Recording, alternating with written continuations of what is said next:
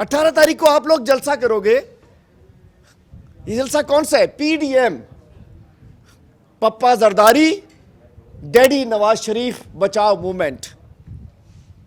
पप्पा daddy बचाओ movement PDM. और इसको अगर पाकिस्तान डाकू मूवमेंट भी कहते हैं तो कुछ नहीं, चूंकि सारे डकैत हैं। मैं डकैत कहता हूं जो घर में उठा के टीवी उठा के ले जाए। हम कहते हैं डकैत पकड़े गए, डकैत मार दिया, डकैत लोगों ने उसको रास्ते में हलाक कर दिया।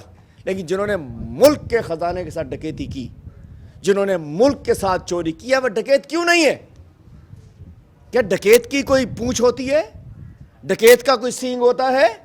डकैत के लंबे लंबे कान होते हैं? नहीं, यही होते हैं ये मकरू चेहरे जिन्होंने आज, अगर मुल्क में महंगाई है तो यही पप्पा नवाज शरीफ, डैडी जरदारी के ज़माने के अंदर जब इन्होंने नोट को इज्जत दी तो आज मुल्क यहां पहुंच चुका है कि सारा नोट कभी टीटी के ज़रिए, कभी कैश बॉयज़ के ज़रिए, कभी मनी लॉन्ड्रिंग के ज़रिए बाहर भेज दिया गया।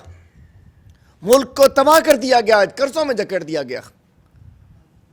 कल गुजरांवाला में मैं देखना चाहता हूं, शहबाज शरीफ साहब ने जो कहा था कि हम उधर लटकाएंगे उधर लटकाएंगे, और नवाज शरीफ, बिलावल साहब आप एक घेरे में हैं उन लोग के जिन्होंने आपकी वालदा के साथ, याद है हमें भी, हम भी छोटे छोटे थे, जहाज़ों से किसके